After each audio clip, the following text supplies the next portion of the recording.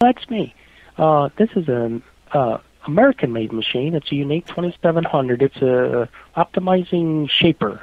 Come out of Arizona. It's about the 2000. Again, this is going to do the shaped top rails and the shaped panel tops and your center rails for your double high doors. Again, everything is in the computer. You just touch the screen, touch the picture. I either want to do the top of the door, bottom, left, right, center panel. Behind that big I-beam is a shaper head that has 3 cutters on it. So he can do his panel, he can do his top, he can do his tenons, all in the same operation, not at once, but 3 different steps. So all you got to do is touch the right picture, and that spindle back there is going to move to the right height for the right tool. He's going to put the piece of wood under the beam. It's going to clamp it.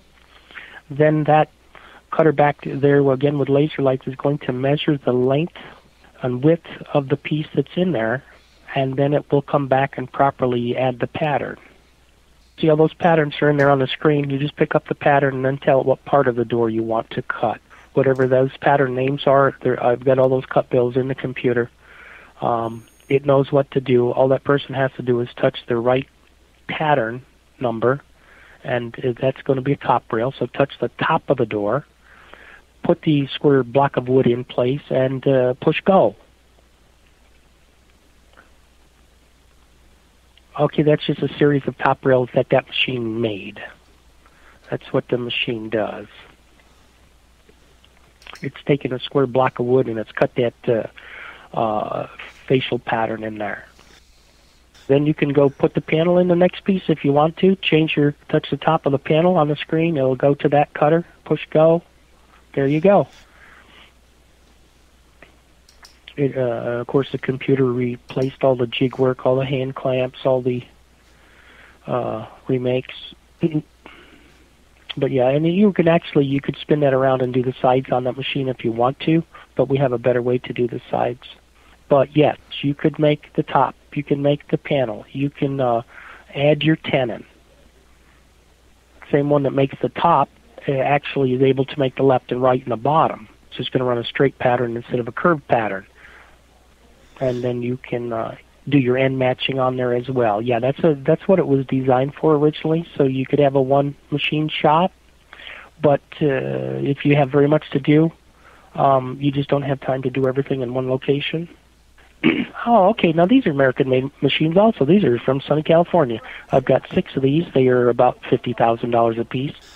That's Shane Rupture again. We saw him earlier. Again, we saw him out getting a remake part for a door. Now he's getting a remake panel he needs to complete his set. These actually are, underneath those windows, there's 3 shaper cutters and there's 4 sanders. This will take, the panel we just saw, it's going to do the straight edges. You're going to touch that control screen, and if you tell it what kind of wood you are running, if you're going across the grain or with the grain, it's going to change the track speed, the sanding speed for you automatically. It's also going to tell you what grit of sandpaper you should have on those sanding heads for that species of wood. It's taking the square wood, it's going to double cut, take half a cut, then all the cut to put in the proper panel contour, and then the sanding heads, 2 are going clockwise, 2 are going counterclockwise, so you raise the grain and then you scrape it back off. So it's going to come out of there a machine panel already sanded on the profile. And this panel, actually the panel, after it's been planed to thickness, we've sanded the back of this panel once so you have a flat surface going through those cutters so you have a true, nice uniform cut. He's just taking it off, showing us, you can see the slant down there on the end he just put on. The panel raise he put on. He's cut that angle cut into the end of that panel and sanded it. It's Sandy Thompson, young lady who runs our night shift as needed. She's applying the glue to the unmatched tenon. Glue them one at a time so you get the glue in the right place and out to the outside, not the inside. Now he's putting that door together. He just got the rail fixed out yonder, and now he's ran the panel. Now he's assembling a door. He's at the assembly table putting 4 parts around the panel. He obviously has already glued these rails and put it together, and then he's going to put it in a clamp. At assembly, we've sanded and rubbered the profiles on that door mold, and we put rubber cushions inside our doors. They're free-floating panels because they go to so many different parts of the country. If they take in moisture, they're going to swell. If they get too much heat, they're going to shrink. Well, the rubber cushion compensates for all of that, and your panel's not going to be loose in the frame. It's not going to be rattling around. And okay, now he took that door. Now he's put it in the clamp. He's pressed it square and tight, and now he's got a little pin gun in his hand. He's putting little steel pins in the corner on the back of that door to hold the joints tight while the glue dries. And of course, I mean, the pin's going to stay in there.